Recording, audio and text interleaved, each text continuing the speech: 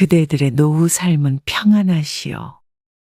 가족들과 함께 혹은 홀로 행복한 노년을 보내고 있는 이도 있고 외로이 쓸쓸한 삶을 살고 있는 이도 있을 것이요.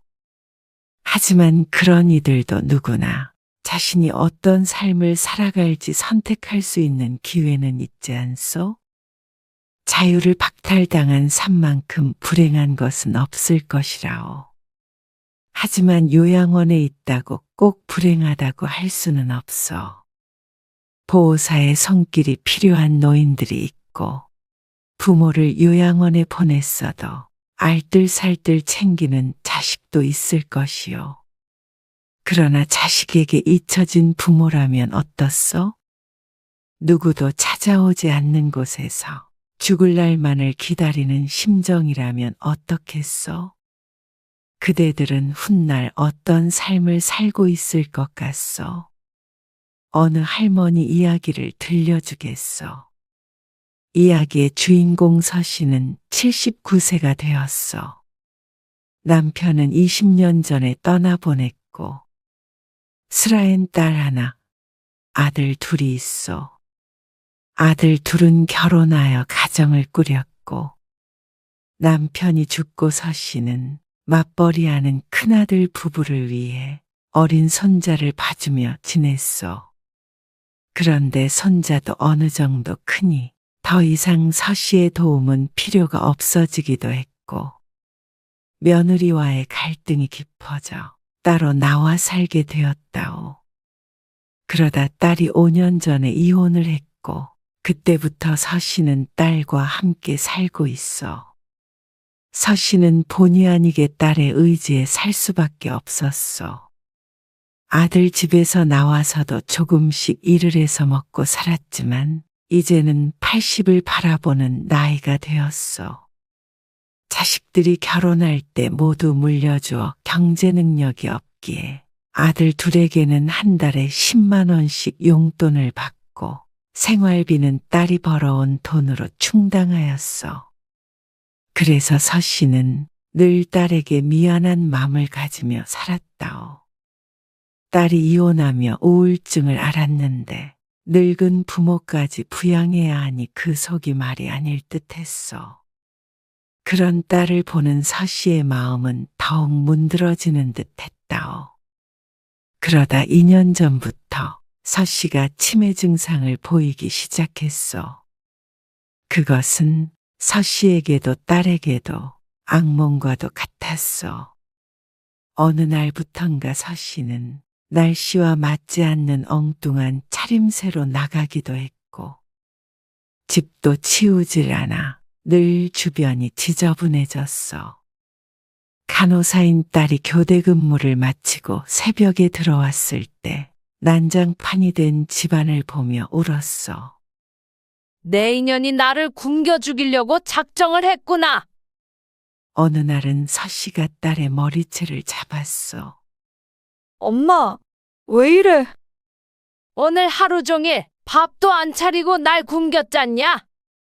무슨 소리 하는 거야? 방금 전에 먹었잖아. 우는 딸을 향해 서씨는 손가락질을 하며 나쁜 년 천벌받을 년 하며 욕을 하기도 했어. 자주 있는 일은 아니었고 제정신일 때가 훨씬 많았지만 얌전했던 평소 성격과는 다르게 기분이 들쑥날쑥했고 어머니 서씨는 서서히 기억을 지워갔어. 밤낮 없이 일하는 딸에게 그것은 지옥이었어. 일이 끝나도 엄마가 있는 집으로 돌아오기가 싫었고 자신의 삶을 더욱 비관하게 되었다오. 그렇게 지낸 것이 벌써 2년이었어. 어느 날 서씨가 멀쩡한 날이었어. 엄마, 내가 좀 알아봤는데 집이랑 가까운 곳에 시설 좋은 요양원이 있더라고. 거기 한번 가보는 게 어떨까? 서씨는 벼락 맞은 기분이 들었어. 살면서 요양원이란 곳이 본인과 관련이 있을 거란 생각은 한 번도 해본 적이 없었기 때문이요. 머뭇거리는 서 씨에게 딸이 말했어. 나는 일하느라 바쁘니까 엄마 밥도 제대로 못 챙겨주고 거기는 전문가들이 있잖아. 서 씨는 두려운 마음이 앞섰어. 거기는 죽으러 가는 곳 아니냐? 서 씨의 말에 딸이 잠시간 말을 잃었어. 노인들이 거기 들어가면 죽어야만 나올 수 있다던데. 딸은 펄쩍 뛰었어. 그게 무슨 말이야. 요양원은 그런 데 아니야. 뉴스에 나오는 몇몇 요양원이 이상한 거지. 딸은 이런저런 설명을 하며 서 씨를 설득하려 했지만 서 씨의 귀에는 아무 소리도 안 들리게 된 지 오래였어. 자신이 요즘 상태가 좋지 않다는 것도 알고 있었고 딸이 그 때문에 고생하는 것도 알고 있었지만 마음의 준비가 안 되었어. 너 힘들지 않게 할게. 그건 천천히 생각해 봤으면 한다. 결국 딸은 한숨을 쉬며 뒤돌아섰어. 서 씨는 노력한다고는 했지만 그동안엔 노력을 안 해서 치매에 걸린 것은 아니지 않소. 날이 갈수록 증상은 더욱 심해졌어. 간호사인 딸은 교대 근무를 하며 바쁘게 살았어. 의사소통이 힘든 날이 많아졌고 어떤 날은 자신의 나이, 생일도 잊었어. 혼자서는 일상생활이 힘들어졌기 때문에 그만큼 딸이 어머니에게 시간을 쏟아야 했고 서 씨가 사고를 칠 때마다 딸은 괴로워했어. 그리고 나중엔 점점 서 씨에게 싸늘해졌어. 그리고 딸의 심경이 변화하는 것은 서 씨도 느끼고 있었어. 그러다 초저녁에 잠들었던 서 씨는 방문 너머로 들려오는 말소리에 설핏 잠에서 깼어. 방문을 살짝 열어보자 딸의 격앙된 목소리가 들려왔어. 그럼 나보고 어떡하라는 거야? 큰오빠는 새언니가 싫어한다고 안 된다고 하는데 둘째 아들과 통화를 하고 있는 듯 했어. 재산 물려준다니까 좋다고 엄마 모시겠다고 그러더니 갑자기 내쫓은 거잖아. 근데 오빠도 할 말 없어. 그래도 큰오빠는 잠깐이라도 엄마랑 같이 살았지. 오빠는 엄마 모신 적도 없잖아. 엄마 나이 이제 80이야. 언제 돌아가실지 모르는데 몇 년 모시는 게 그렇게 힘들어? 자신의 죽음을 들먹이는 소리에 서 씨의 심장이 덜컥했어. 애 대학 보내느라 돈이 없다고? 오빠도 결혼할 때 엄마한테 돈 받았잖아. 그러면 갚아야 될 거 아냐? 뭐? 그래. 나도 받은 게 있으니까 지금까지 엄마 모셨어. 둘째 아들이 뭐라고 하고 있는진 들리지 않았지만 어쨌거나 좋은 소리를 하고 있지는 않는 것이 분명했어. 그럼 나는 도대체 언제까지 이렇게 살아야 하는데? 나도 일하느라 바쁘고 힘들어. 엄마 이제 화장실도 제대로 못 가? 나만 자식이야? 너네는 왜 자식돌이를 안 하는데? 엄마 젊었을 때 실컷 이용해 먹더니 왜 나이 드니까 나한테 떠넘기고 나 몰라라 해? 서 씨는 조용히 방문을 닫았어. 하지만 흥분한 말소리는 방문을 넘어 서 씨의 귓가를 천둥처럼 때렸어. 다시 이부자리로 들어가 이불을 뒤집어 쓰고 귀를 막았다오. 자신이 나이만 먹은 애물단지가 되어 누구에게도 환영받지 못한다는 사실을 받아들이기 힘들었어. 서 씨는 50년 전 결혼하고 아이들을 낳은 그 순간부터 평생을 가족만을 위해 살아왔어. 그 삶 속에서 서 씨는 인간 서정순이 아닌 누군가의 아내, 누군가의 어머니로만 존재했다오. 그런데 그런 서 씨에게 남은 것은 차가운 외면이었어. 서 씨는 새벽 내 잠 못 이루었고 다음 날도 충격에서 헤어나오질 못해 종일 생각에 잠겨 앉아 있었어. 그런 그녀를 보며 딸은 혀를 찼어. 어떤 날은 화를 내고, 어떤 날은 울고, 어떤 날은 이렇게 멍하니 앉아 있는 것이 서씨가 늘 보이던 행동이었기에 오늘도 여느 때처럼 멀쩡한 정신이 아니라고 생각했다오. 그러나 서씨의 정신은 그 어느 때보다도 선명했어. 출근 준비를 마친 딸이 밥을 차리고 서씨에게 말했어. 엄마, 밥 먹어요. 서씨는 말이 없이 앉아 있었어. 밥 좀 드시라고요. 엄마, 아무런 반응이 없자 딸은 답답함에 가슴을 쳤어. 그래 놓고 밥 안 준다고 욕할 거잖아. 지금 얼른 먹으라고. 나 이제 출근해야 돼. 이렇게 실랑이 할 시간 없어. 소리치는 딸을 바라보지 않고 서씨는 눈물을 떨구었어. 지긋지긋해, 진짜. 내가 억지로 떠먹여주기라도 해야 돼? 왜 이렇게 날 힘들게 하는 거야? 딸은 어깨에 맸던 가방을 내려놓으며 주저앉았어. 그러곤 한참 말없이 고개 숙여 흐느꼈어. 엄마, 나도 숨 좀 쉬고 살자. 결혼에 실패했어도 나 아직 40대야. 내 남은 인생, 엄마 똥 치우며 살 생각하면 그냥 죽고 싶어.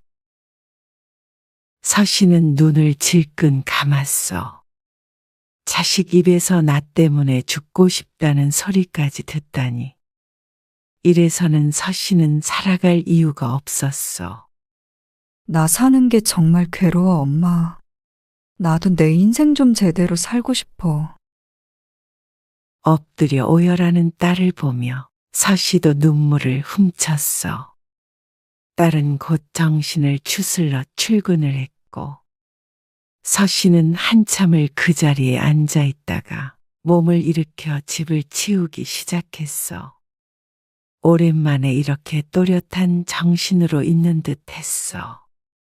거실과 서씨의 방, 딸의 방도 깨끗하게 닦아놓고 냉장고 정리, 화장실 청소까지. 하루 종일 걸려온 집안을 반짝반짝 윤이 나도록 쓸고 닦았어. 그러자 어느덧 딸이 퇴근할 시간이 되었어. 딸은 신발을 벗다 집 상태를 보고 멈칫했어. 왔니? 고생했다. 분명 출근할 때까지만 해도 상태가 좋지 않아 보였던 엄마가 너무나도 멀쩡하게 말을 거는 것에 놀랐어. 퇴근할 때면 늘 어떤 각오를 하고 들어와야 했었는데 오늘은 얼떨떨한 기분이었어. 서씨는 밥상 앞에 딸을 앉히고 손에 숟가락을 쥐어주었어.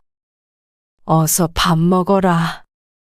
둘은 오랜만에 편안히 앉아 함께 식사를 했다오. 딸이 다 먹고 숟가락을 놓자 서씨가 말했소. 엄마 때문에 힘들지? 그러자 딸이 울컥하며 고개를 숙였어.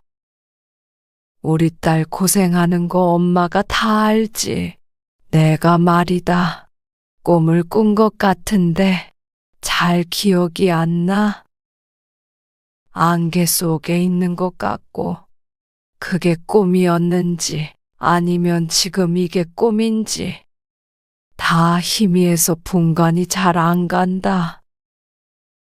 가끔은 네 이름도 얼른 떠오르지 않을 때가 있어. 그건 서씨보다 딸이 더 잘 알고 있었어.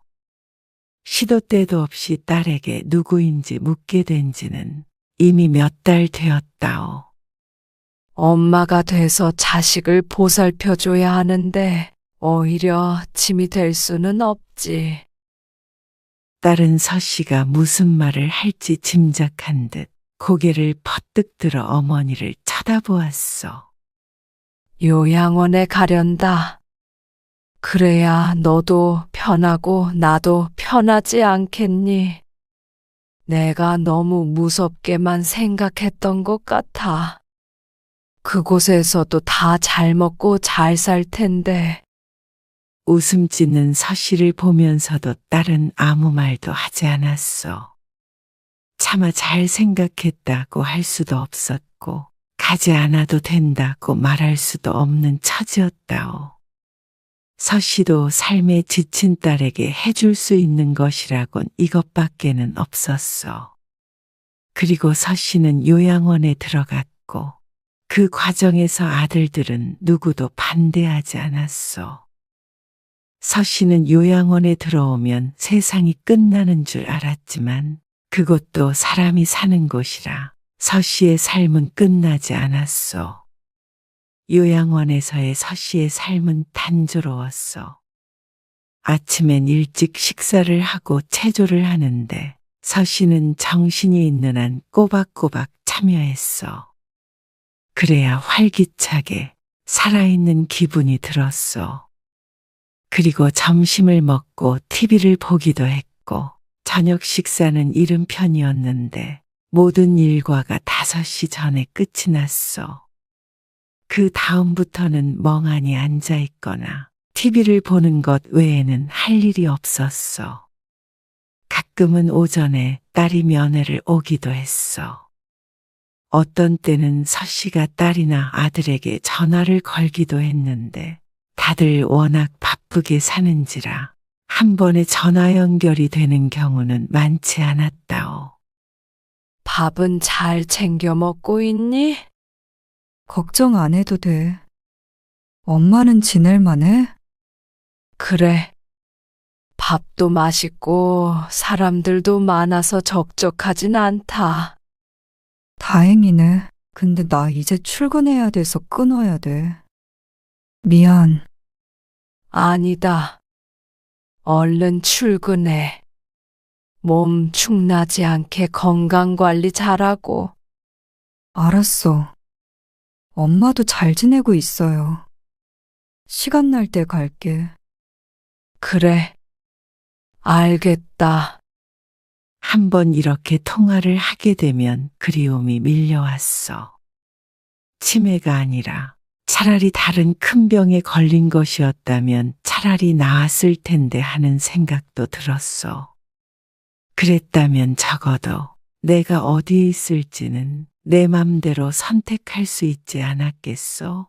그래서 치매에 걸린 현실이 사무치게 괴로웠다오.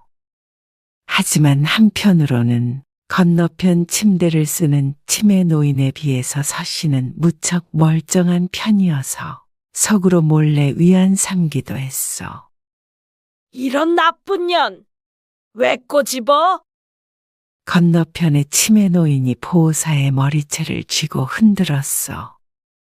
보호사는 비명을 지르다 노인을 밀쳤고 침대에 부딪힌 노인은 죽는다며 소리를 질렀어.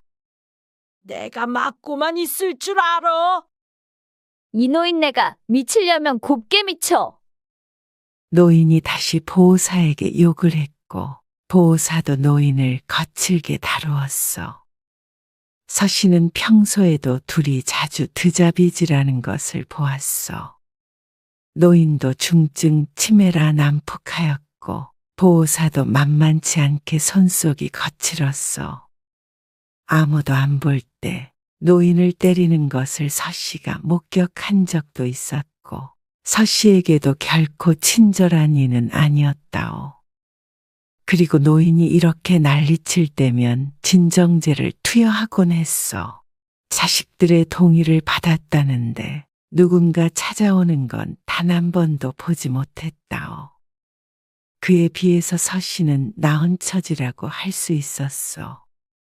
자식들과 통화도 할 수 있었고 가끔이지만 면회를 오기도 했으니 말이요.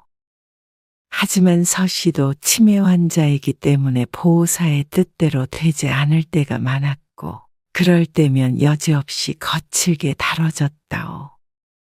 그래서 서씨는 노인이 짠했어. 치매에 걸리기 전에는 저런 취급받지 않고 잘 살았을 텐데 하는 생각을 하며 노인은 자식이 찾아와도 알아보지도 못하지만 자식들이 안 찾아온 지는 2년이 다 되어 간다고 했어. 그런데 그런 노인은 늘 밥 먹을 때마다 숟가락을 들고 아들과 통화하는 신용을 했다오. 나는 이제 밥 먹으려는데 아들은 밥 먹었니? 때로는 다정하게 이야기하기도 했고, 나 좀 집으로 데리고 가라. 우리 집에 가고 싶다. 때로는 울면서 애원하기도 했으며, 이런 천하의 나쁜 놈! 너는 안 늙을 것 같냐? 몇 년 뒤에 여기에 네가 누워 있을 거다. 악담을 퍼붓기도 했어. 하지만 상상 속으로 통화하는 상대는 늘 노인의 아들이었다오. 서씨는 그런 노인을 보며 생각에 빠질 때가 많았어. 서씨는 내가 스스로 선택해서 낳은 아이들을 성인이 될 때까지 키워놨으면 내 할 일은 다 했고, 아프지 않게 건강하게 컸으면 자식도리를 다 한 것이라는 생각을 했어. 서씨 본인도 부모를 제대로 봉양하지 못했는데 자식들에게만 나를 돌봐주길 바란다는 것은 이기적인 것 아니겠어? 그래서 서씨는 이 상황을 긍정적으로 받아들이고자 노력했어. 그것도 물론 정신이 있을 때 이야기이지만 말이요. 요양원 안에는 서씨와 같은 치매 환자들이 많이 있었어. 하지만 치매에도 정도가 있어서 서씨처럼 때때로 정신이 돌아오는 사람도 있었고, 아예 정신줄을 놓아 다른 사람이 되어버린 사람들도 있었어. 서씨는 그런 이들은 이미 죽은 것이라고 생각했어. 다소 엉뚱한 생각일지는 모르겠지만, 치매에 걸린 사람들은 혼은 이미 저승에 갔는데 육신이 혼을 따라가지 못해서 이승에서 육신만이 남아 삶을 흉내내고 있는 것 아닐까 하는 상상을 하기도 했어. 그러니 빈 껍데기뿐인 육신이 이승에 있는 사람들과 소통하지 못하고 동문서답을 하고 혼자만 다른 세계에 살고 있는 듯 보이는 것 아니겠어. 서씨는 그런 이들을 보며 생각했어. 저렇게 되기 전에 죽고 싶다. 서씨 또한 때때로 기억이 희미해질 때가 있기에 나중엔 인지 능력이 모두 사라져 육신만 움직이는 빈 껍데기가 될까 두려웠어. 내가 누군지 무엇을 하는지도 모른 채로 그저 숨 쉬는 것밖에 할 수 없다면 서씨에게 그것은 살아도 산 것이 아니었어. 그러한 때가 절대 오지 않길 바랬지만 그런 서씨를 비웃듯 병증은 빠르게 서씨를 집어삼켰어. 서씨가 멀쩡한 정신으로 있는 시간은 점점 짧아졌어. 그러자 아들, 딸에게도 스스로 전화를 걸 수 없을 만큼 인지 능력이 떨어졌고, 아들, 딸은 면회를 와도 자신들을 알아보지 못하는 어머니의 모습을 보곤 서서히 발걸음을 끊게 되었다오. 어머니의 모습을 보기 괴로워서인지 더 이상 찾아오는 것은 의미가 없다고 생각해서인지는 모르겠구려. 그때부터 서씨는 자신이 누군지도 모르면서 늘 문가를 살폈어. 할머니, 왜 그러세요? 밖에 뭐가 있어요? 친절한 요양사가 물었어. 그게 아니라 오늘 우리 딸이 온다고 했거든요. 요양사가 묻는 말에 서씨가 설레는 목소리로 대답했어. 올 때가 됐는데. 오늘 퇴원하시게요? 서씨의 딸이 오지 않을 것임을 알면서도 맞장구 쳐주며 요양사가 대답했어. 그러자 서씨가 먹던 밥숟가락을 내려놓았어. 내 정신 좀 봐. 이러고 있을 때가 아니네요. 짐을 싸놔야지. 그러고선 자리에서 일어나 이불을 곱게 개었어. 식사하고 하세요. 아니에요. 우리 딸 바빠요. 데리러 오면 얼른 따라가야 해요. 요양사는 안타까운 마음에 서씨를 지켜보았어. 이런 모습을 보고도 놀라지 않는 것은 사실 서씨가 이러는 것이 처음이 아니기 때문이었어. 수시로 그녀는 짐을 쌌다 풀었다 했어. 그리고는 늘 문가를 서성거리거나 기웃거렸어. 그리고 서씨의 목에는 항상 아파트 카드키가 걸려 있었어. 그렇게 집에 가고 싶으세요? 가고 싶다마다요. 왜 그렇게 집에 가고 싶으세요? 여기 계시면 저희가 밥도 다 챙겨드리고 하는데. 내 입으로 넘어가는 밥이 중요한가요? 내 새끼들 저 없으면 밥도 못 챙겨 먹어요. 얼른 가서 밥 차려줘야지. 다 식사하셨을 거예요. 할머니가 드셔야죠. 우리 딸이요. 내가 해준 된장국을 잘 먹어요. 그리고 우리 큰아들은 두부조림을 좋아하고요. 둘째 아들은 내가 해준 멸치볶음이 세상에서 제일 맛있대요. 가는 길에 장 봐다가 따뜻한 밥 해 먹이고 싶어요. 오늘 따님 안 오세요?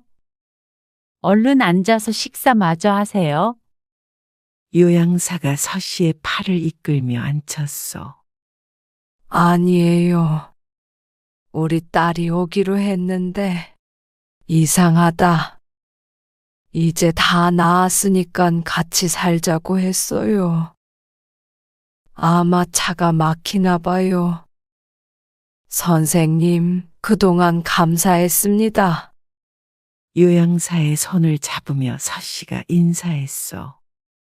요양사는 차마 더 이상 서씨를 말리지 못했어. 물론 잠시 뒤에 다른 요양사가 보고는 잔소리를 하며 서씨의 짐을 다시 풀었지만 말이요. 다음 날이 되자 서씨는 그 일을 까맣게 잊었어. 밥도 먹지 않고 약도 거부하고 난폭하게 굴자 하는 수 없이 서씨를 침대에 묶어놔야 했어. 무서워요. 집에 보내주세요. 팔다리를 버둥거리며 풀어달라고 흐느꼈어. 내 딸이 올 거예요. 저 좀 풀어주세요. 딸한테 전화 좀 해주세요. 점점 발버둥이 심해지자 요양사가 말했어.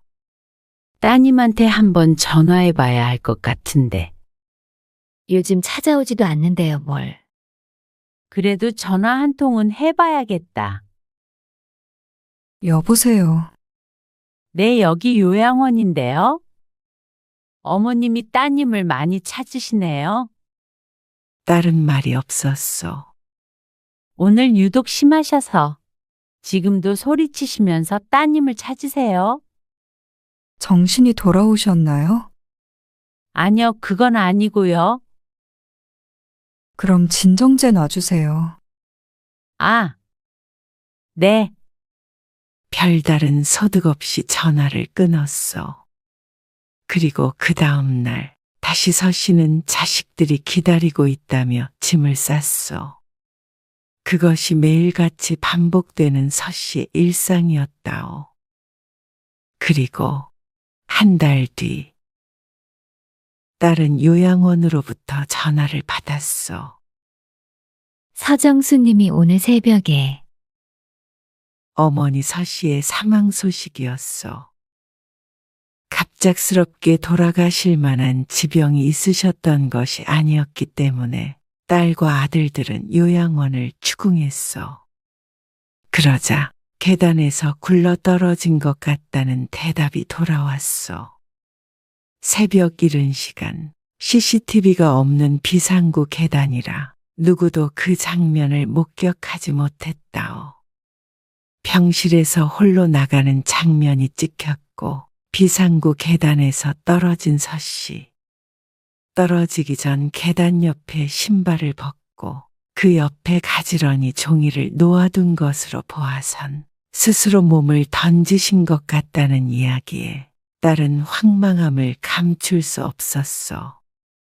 정신없이 찾아간 딸과 아들들을 반기는 것은 하얀 천에 덮여 있는 어머니였어.